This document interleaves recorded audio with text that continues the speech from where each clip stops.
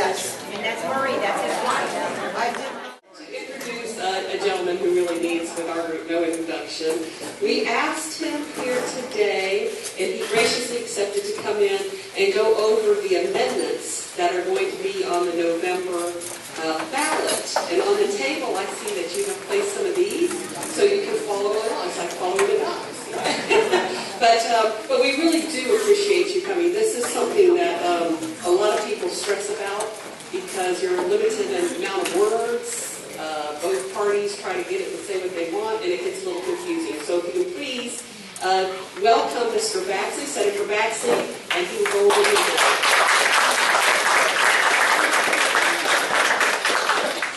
Thank you very much. And Margie's so smart, she probably could have done a better job than I'll do today. And I have to say, Barbara, this is the first time I've ever been induced in public. After 5 kids and 8 grandkids, I do know something about the process. That was really cute. But after that story of what you've been doing and how your world's been chasing you, I can understand how that happens. What a wonderful time to be with you. And I have to say, first of all, thank you. Thank you for letting me be your state senator the last 2 years. And thank you so much for not giving me an opponent for the primary. I'm sure there's some great people out there that are looking at what we do, and they will be good candidates down the line. But we do have a general election opponent, and I would be remiss not to ask you to please be on alert and help us get reelected in November. I don't know about you, but as a Republican, I have a hard time getting through the primaries. There's a lot of people I like. And I don't like running against other Republicans that much. You know, and a lot of our decisions get made then. It's very important that you vote because very few people vote the primaries. A lot more people will vote in the general election. So there's a lot of apathy in the country still, but there's a good side to apathy, and I'm going to tell you what it is. I'm an optimist. I always see the glass half full. The great thing about apathy is a few people can make a big difference that are paying attention. And so use that problem in our culture. Instead, get more people to see the opportunity for a few people to make a big difference. And it will always be very interesting elections in Florida. We're a very diverse state. We have people from all over the country, all over the world. And so all these different views and perspectives that are developed in life, it makes it very exciting to how all that comes together and how this whole wonderful thing called America works. So be happy. You don't have to be unhappy like Maxine Waters. You can be happy like our Republican women. And be joyful. Are you tired of winning yet? I'm not. I like winning. And I think we're seeing a lottery flourishing in America. I just want to thank you for those things before, and I'm not going to go in a lot of detail on these. I don't know how you are, but I hate it when somebody brings me a handout and then stands there and reads it to me. So I made these up, or my staff did. I did cheat. And oddly enough, early on when I was trying to put something together, there's 50 questions about amendments. There wasn't a lot posted, but I did find on commentary. Now, I could get the information, but I couldn't get any commentary much. But one place that I do consider one of the conservative viewpoints that I look at is the business community, and it so happened that the Florida Chamber had some stuff up. So I'm not bringing you my positions. These are your decisions. I'm not going to try to tell you how to vote on this. But what I am going to do is share with you that you do at least have one perspective. I think you need more perspectives.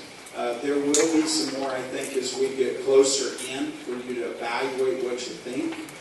I used to go to Madison Institute for a lot, but they didn't have anything posted yet. I talked to Conservative Union. I think it's good to get several viewpoints of what do these do. Because these aren't real easy yes or no, good or bad questions. They're how-to questions, a lot of them. And that takes a little more introspection. And it's why you really need to vote early or be sure you at least get this ballot early. because it's going to be hard to get people to finish the ballot. What we'll have is people vote a few things they know about, and the down ballot will go really short. That again means that a few people can make a big difference. And it has to take 60% to put it in your Constitution. The first thing I would tell you about any constitutional amendment, whether I was for it, against it, or whatever, is be careful. When in doubt, vote no. You don't have to change your Constitution, okay? So be cautious. And do your homework so you not only know what it says, but figure out what it might do. And then make a good decision. The other thing is the Constitution really should be the defining document of the people and their government. It shouldn't have all this policy and budget stuff that is piled into the core state Constitution. And every time we have the constitutional revision come up, every 20 years, I am 65, so I've been through a couple of them. And I'm like, why don't we make it simpler? You know, why do we have such a massive Constitution with all these things in it? Which is one reason I worked with the House members who were adamant that we were going to cut down on some of this abuse with the cottage industry of going out and getting people to agree to some nice-sounding wording like trains and pigs. And let's try to quit from cluttering our Constitution with so much stuff that might be good stuff, but should it be in the Constitution? That's your first question. Should this be in the Constitution? Some of these things can only be dealt with in the Constitution. And then the next question is, even if I like the idea, I may not want it in the Constitution. I may think this should be. Here's the problem. If you do it with a statute through your elected officials, we can always go back and adjust it. When it goes in the Constitution, it's much harder for your elected state representatives and senators to make adjustments. We have very narrow room. We will do enabling bills and can do some interpretation of how an amendment applies, but we're pretty much hogtied. So think about those things when you're looking at constitutional amendments. We haven't seen this many for a while. The first 5, as you'll see on your handout, are items that are scheduled to appear. All these appear in November, and they are developed through either private entities or the legislature to give you a proposal to look at. The first one I'll tell you, increasing the homestead property exemption. That did come through the legislature. I did vote for it, but what I voted to do was put it on the ballot for you to decide. Because county by county and local government by local government, this issue could affect local governments a lot. So you need to make a decision. The folks that are for this amendment and proponents of it, their position with us in asking us to put it on the ballot is we really haven't had much adjustment. We have a continual increase in property value, and we don't have a proportional increase in exemption for homestead. Now, the folks that are against it, there are a couple of big reasons. One is property tax, you know, can be a very inequitable taxing method. I'm actually for getting rid of it and using taxing productivity of activity of sales more than taxing property, because there's so much variation.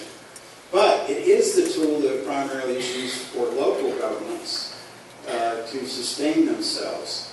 And there's some good reasons that a lot of local officials are afraid of this. And they see it as a loss. Now I say we're still going to have property values increase again.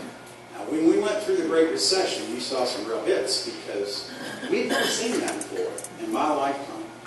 Always, properties kept going up in value. And so there was a natural increase in dollars, just you didn't have to raise tax rates. You got more tax money because the appraisal went up. I don't think I've ever seen my property tax bill go down, to be quite honest. But I also know that government will always use every dime you give them. When I came to the legislature, this $56 billion budget scared me to death.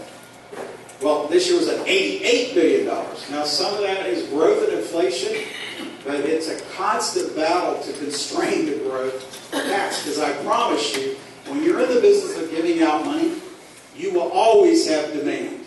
And there will always be more wonderful things we could be funding.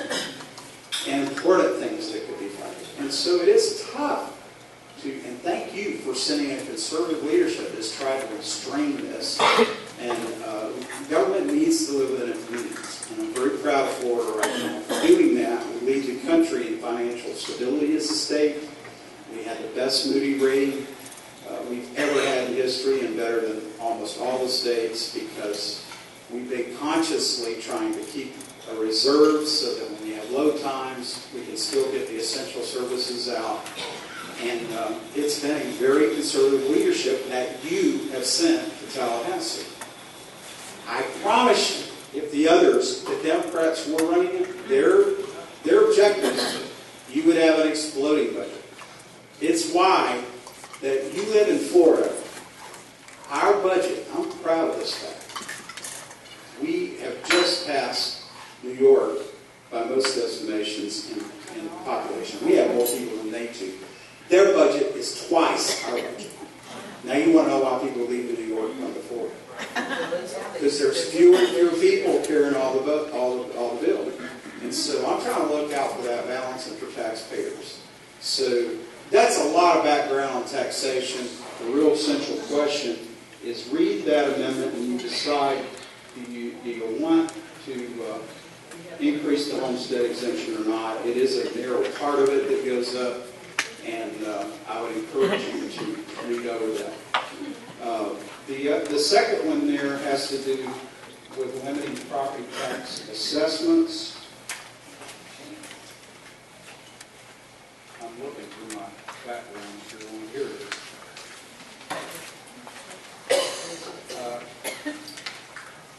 The numbers on Amendment 1 for what that exemption would change are in the content there without summary. You see 100 and up to 125. The Amendment 2 has to do with, it protects all Floridians by keeping a 10% cap on certain. In other words, your property tax could not, even if you had skyrocketing appraisals, your tax bill could not go up more than 10% in 1 year. And so that was proposed by the legislature. And then Amendment 3 has to do with any expansion of gambling in Florida. And this has a lot to do with looking at the large mega casinos that would like to come to Florida. And this says you can't do that without a public referendum, because that's a big policy shift, a big shift in conditions. And some of us feel very strongly about what that economic model might mean, as well as some really moral reasons of what's a great economic plan and what is not a great economic plan. So that's what 3 is about. Number 4 is Voter Restoration Act. This was done by public initiative. And that one actually calls for automatic restoration. And I think a lot of us believe we need to make the restoration of rights more approachable and realistic. But I'm not automatically in sympathy with this one quite personally. I'm not going to comment on all of these, but I'm really not in favor of automatic restoration. I do think we need a more meaningful system that people can realistically transform their life and go back and get their rights restored. It's questionable whether we have a real meaningful process on it. Which one are we doing? Number 4? 5. That was 4. Okay, number 5, supermajority vote required to impose, authorize, or raise state taxes and fees. Again, that was sponsored by the legislature. You don't know if conservative leadership is going to maintain control in this state. And at some point, if you have a flip, you might like to know there's a limit that people cannot expand and raise taxes and fees without a supermajority vote. I think you can see where that goes. And again, we've got writing here so you can look at these and see what they say. And then our conversation is kind of help you think about more what do they do. You can know what a bill says in the legislature, but you better go find out what it does. Because some things are going to happen when you do something. You can't do this without having other consequences occur. So that's what you're looking for when you're trying to make your final decision about how to vote on bills in the legislature. And these are really like having to make policy decisions at the grassroots level. Okay? Senator Baxley? Yes. Is the supermajority 60%? It's 2/3. And then we look at, so it depends how many people are seated. You know, it's 2/3 of who is there. Like we have 40 senators, but 2 of them are home on bad behavior. So we operated with 38. So it's still 2/3. Okay. Hopefully we'll get a full team back now. Okay. We're on number 6. Yes, sir. Y'all have to keep up here. Rights of crime victims and judges. As you can see, this now we're getting into the ones that are not proposed by legislature or private initiative. But when you look down, starting with number 6, these are from, now we're looking at those that are designed by the Constitutional Revision Commission. Here's where we're picking up. The rest of these are all done by that process. And those that aren't familiar, every 20 years, there's a body appointed a specific formula to come in and do a 20-year review of the Constitution and make proposals.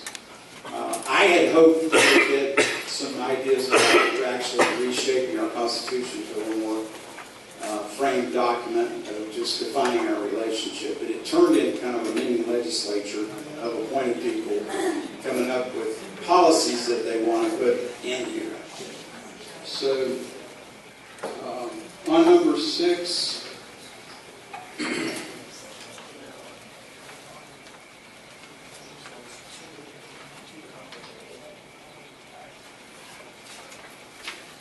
this has to do with creating constitutional rights for victims of crime. So there's a victims' rights section, and there again, there's quite a discussion about what that actually means. You really should do some homework, maybe talk to attorneys about that, maybe your county attorney, state attorney. Dennis, one quick question. Is this actually new business for the Constitution? By that I mean, is it in there already under the old Constitution and these guys are just revising it? Or is this a new topic that's being added? I think they're adding new stuff, but in this compilation of issues, you're also raising the mandatory retirement age of state judges. And I think that was a key thing some people were after. And there's real mixed opinions about that, but some people say, well, we got all this maturity, let's keep them available another 5 years, they don't have to retire. Some of us are okay with changing some judges out right now. Okay, I would say, while what you've had here is a compiling of victims' rights issues that are being added and also changing the part about the retirement age for judges, state justices and judges. You have to think about a context where we've been dealing with quite a while, majority Supreme Court by about 1 right now. It's pretty liberal. And so we write legislation and they redesign it. So we're frustrated. So a lot of us kind of like this idea of, no, I think it's time for us to appoint maybe some new judges so we could get a different inflection there. So that's your decision. I mean, that's what you're looking at. There's 2 issues of significant issues there combined. They had too many issues and they had to package them down. So that's all judiciary. So it's separate judiciary issues. This happens in legislation all the time. This is how you get there. But it's very awkward because you can't isolate every idea the way you'd like to. And sometimes I think it's packaged that way on purpose to make us eat it. And then other times I think it's just how you reach consolation. You know, some kind of compromise is everybody getting something in there they do care about and letting them make a decision. So you can interpret that either way. I'm not going to say that I'm the final verdict on that one. But once one of these things gets passed and is in the Constitution, We gotta live doesn't with it then require another To constitutional bring it out. amendment to pass with 60% of the vote? That's right. We did that with trains because the train passed. It was written up, so hey, great, this is a new Disney ride. Let's go do it. And then, oh, we got to pay billions of dollars for it. No, I don't think we want. So we had to do another Constitution offering to get that reevaluated, and people took it back out of the Constitution. So, yeah, I get kind of nervous about the Constitution. When in doubt, vote no is always my flag. If nobody's convinced me this is something that really needs to go in the Constitution, I'm probably not going to vote for it. First responder and military member survivor benefits. This has to do with granting mandatory payment of death benefits and waivers and expenses to qualify survivors of certain responders and military members who died. In other words, their kids, we treat them special. I like the content of this. I don't like the line in the Constitution. I better get moving, or y'all not going to get home today. Yeah. School board term limits. Many people, that's pretty much the central idea now. So that's going to be the big idea. This is interesting. I asked somebody, well, how did you get vaping and offshore oil drilling in the same amendment? Well, so, we were doing kind of a category of air and water cleanliness. So that is what it is. You see what it is. State and local government structure and operation. This has to do with, it requires that we keep the Department of Veterans Affairs and ensures the election of sheriffs. That is the big controversial piece of that. Is there are some counties, particularly Miami-Dade, they don't elect their sheriff. They are a contract county and he's an employee. And so that's a big deal to some people, particularly down there, that they don't get a chance to elect their sheriff. The last part of it really is structural. What we've been doing is season by season, we would, by statute, move election or session during an election year early. So we get back home and work with the people and start planning and getting elections done. So we have early session, January and February instead of usually spring. This would make that kind of change permanent. And on years that we are having elections, get you out of Tallahassee, get back down the ground with people and start getting ready for that election cycle. So if you're not getting together until almost summer, that's really not fair to people that are voting in elections if they haven't had time, people that are running, to get prepared. So yeah, we were all anxious to get out of there so we can get back with you and start talking about the election cycle because it was on us, you know. So that can make it, I think that's a really good move, by the way.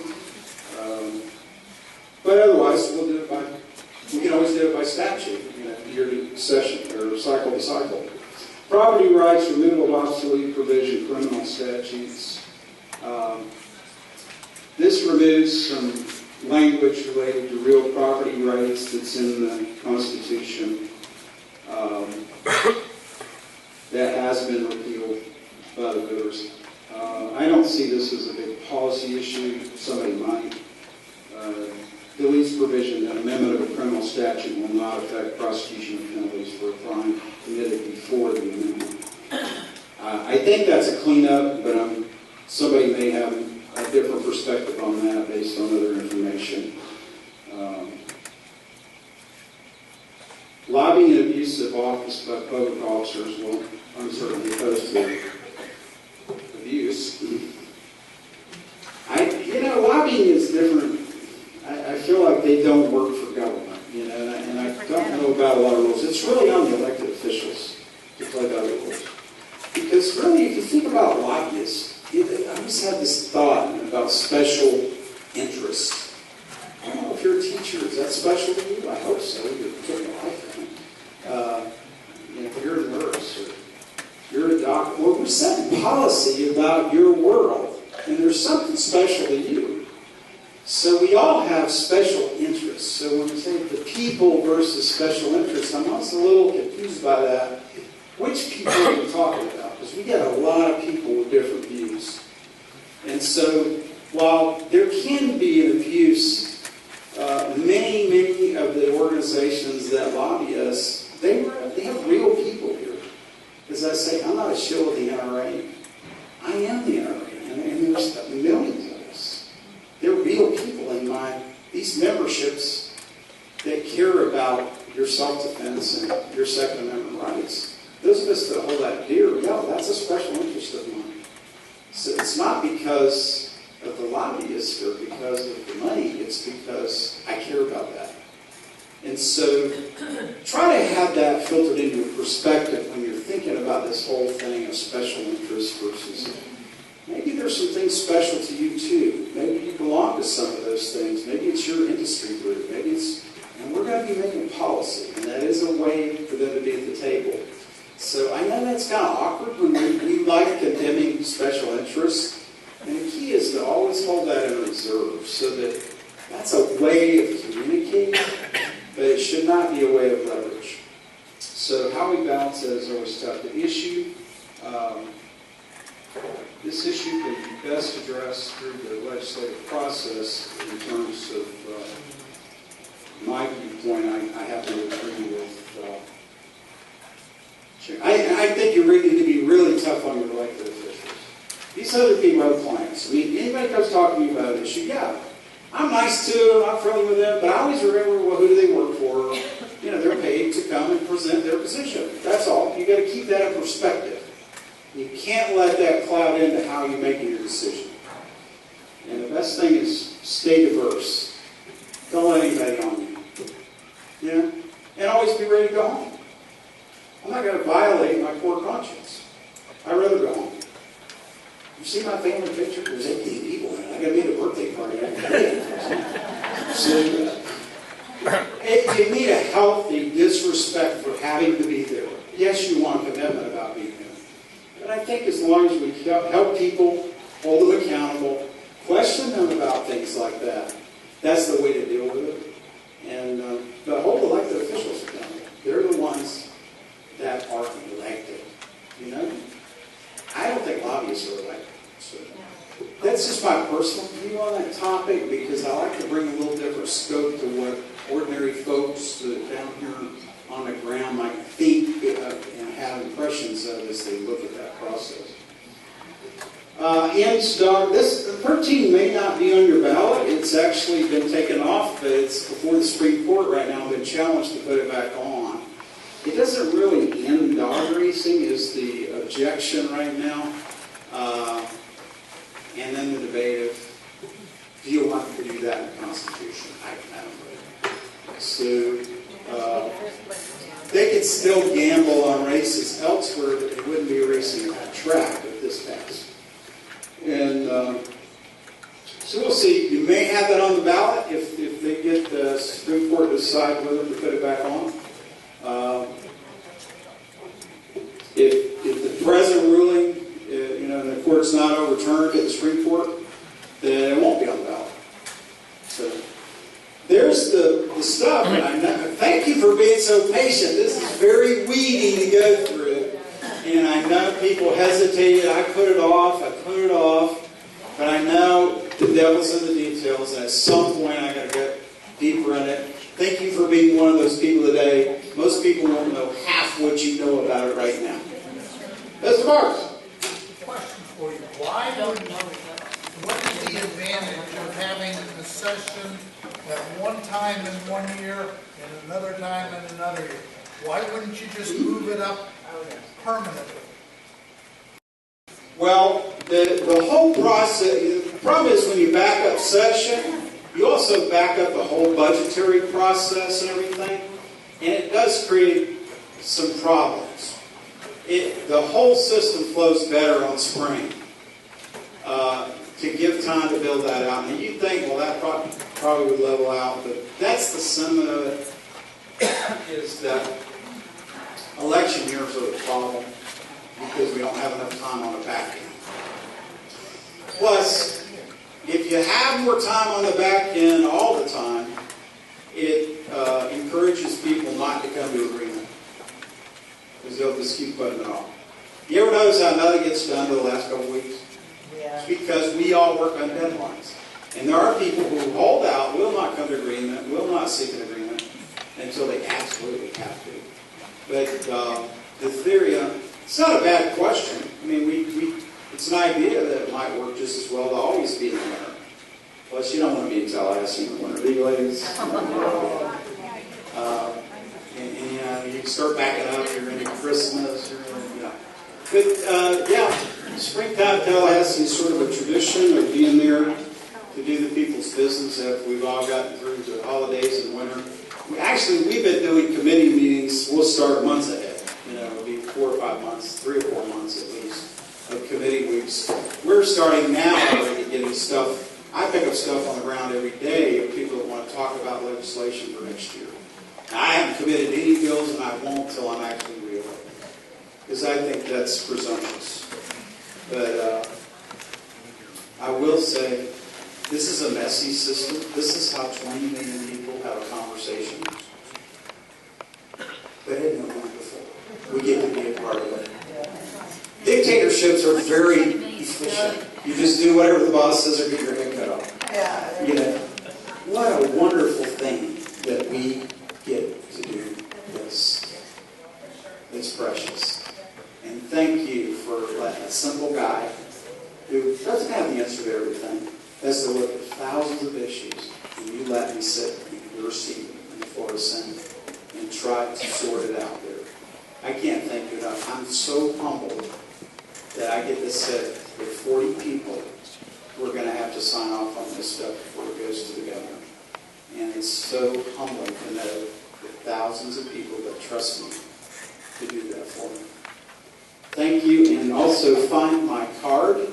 If you have questions, input, that email's there for a purpose.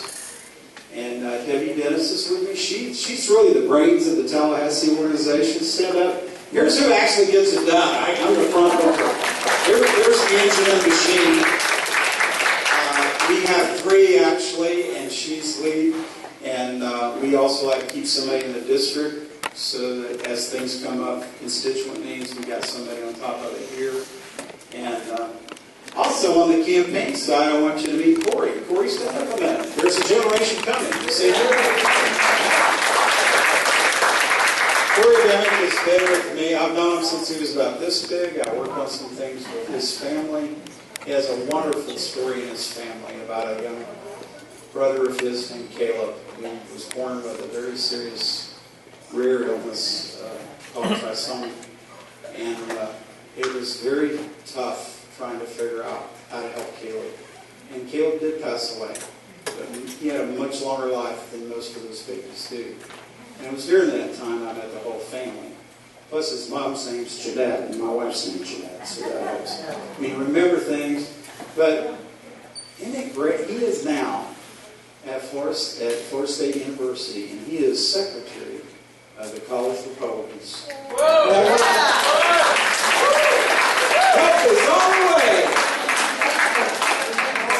God bless you, and if I'll be around for any questions after. Thank you, Barbara. You ran a great meeting.